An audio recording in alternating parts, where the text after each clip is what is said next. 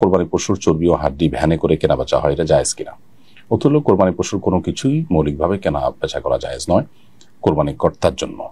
তবে তিনি গরিব দুঃখীদেরকে দান করে দিলেন, তারা তাদের মতো করে এবার বিক্রি করলেন, সেটা হতে পারে। কোরবানি পশুর হাড্ডি বিভিন্ন কাজে লাগে, অতএব সেটা বিক্রি করা যেতে পারে। এখন কোরবানি কর্তা তিনি যদি চর্বি হাড্ডি অতিরিক্ত হয়, যেটা তার আসলে ব্যবহারে আসবে না বা কাউকে দেওয়ার মতো নাই, না হলে হয় নষ্ট হয়ে যাবে, আর না হলে কোনো কিছু করার নাই, এই ক্ষেত্রে তিনি বিক্রি করে ফেলেছেন, তাহলে সেক্ষেত্রে তার মূল্য সাদাকা করে দিবেন।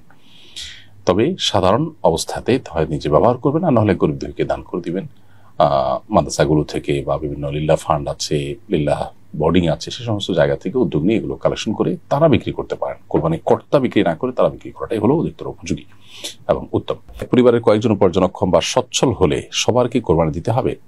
পরিবারের একাধিক সদস্য নেশাব পরিমাণ সম্পত্তির মালিক হলে সকলকেই কোরবানি দিতে হবে, এটাই ফুকাহা হানাফের মত।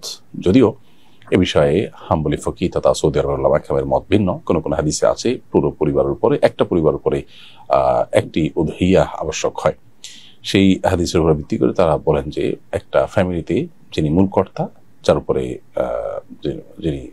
সবাই ডিপেন্ডেন্ট বা সবার অন্যান্য খাতে উপার্জন থাকলেও বা নিজস্ব সম্পদ থাকলেও ফ্যামিলির মূল কর্তা তিনি, সবার পক্ষ থেকে কোরবানি একটা করলে আদায় হয়ে যাবে, এটি তাদের বক্তব্য। উভয় পক্ষে দলিল যুক্তি প্রমাণ আছে কম বেশি।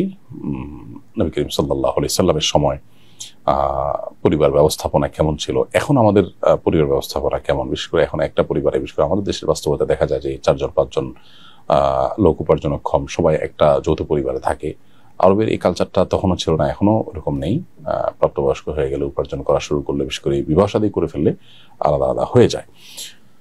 তো ফুকাহা হানাফির মত বা হানাফি মাযহাবের মত হলো যে একটা পরিবারের কয়েকজন ব্যক্তি উপার্জন করলে বা উপার্জন করে যদি সচ্ছল হয়, নেশাব পরিমাণ সম্পদের মালিক হয়, তাহলে সবার উপরে কোরবানি বর্তাবে। একজন ব্যক্তি যদি অন্যের নামে তার অনুমতি ছাড়া কোরবানি করে, তবে সেটি বৈধ হবে কিনা? আপনি কারোর পক্ষ থেকে যদি কোরবানি করতে হয়, তাহলে সেক্ষেত্রে সেটা তাকে জানাবেন এবং তার অনুমতি নেবেন। মৃত ব্যক্তির তরফ থেকে কোরবানি হলে সেটা তো ভিন্ন বিষয়, কিন্তু জীবিত ব্যক্তির পক্ষ থেকে কোরবানি হলে তার তরফ থেকে কোরবানি আদায় হওয়ার জন্য তার অনুমতি নেওয়া এটা জরুরি। যদি তার পক্ষ থেকে অনুমতি নেওয়া ছাড়া আপনি কোরবানি করেন, তাহলে সেটা আপনার নিজের কোরবানি হিসাবে বিবেচিত হবে।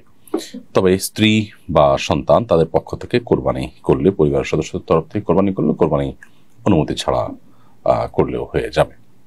পেট দেখে কিংবা বিভিন্ন স্কেলে মাপজোপ করে কোরবানি পশু কেনা যাবে কিনা? কোরবানি পশুর লাইভ ওজন দেখে কিংবা স্কেল দিয়ে, ফিতা দিয়ে মেপে তার গোশত কি পরিমাণ হতে পারে, এরকম বিভিন্ন হিসেব নিকেশ করে যদি কোরবানি পশু কেনা হয়, তো মৌলিকভাবে সেটা জায়েজ আছে। কারণ হলো এটি মূলত করা হয় হলো যথার্থতা এবং তার মূল্যের ন্যায্যতা নিশ্চিত করবার জন্য। অতএব এই উদ্দেশ্যে যদি এরকম লাইভ ওজন দেখে কেনা হয়, সেটা না জায়েজ নয়। কিন্তু যদি উদ্দেশ্য হয় যে আমার গোশতটাই মুখ্য, এই পরিমাণ গোশত লাগবে, সেটা আমার হবে কিনা, আমি এটা দিয়ে হয়তো বিশেষ কোনো কাজ করব, বিয়ে শাদীতে ওলিমা খাওয়াবো, এত মানুষ খাওয়াবো, গোশতটাই মুখ্য যদি হয়ে যায়, তাহলে আসলে কোরবানি সে প্রাণ আর থাকবে না। কিন্তু লাইভ ওজন দেখে বা আপনার বিভিন্নভাবে কি পরিমাণ গোশত হতে পারে এটা অনুমান করে তার ন্যায্যতা নিশ্চিত করে কেনা যাবে।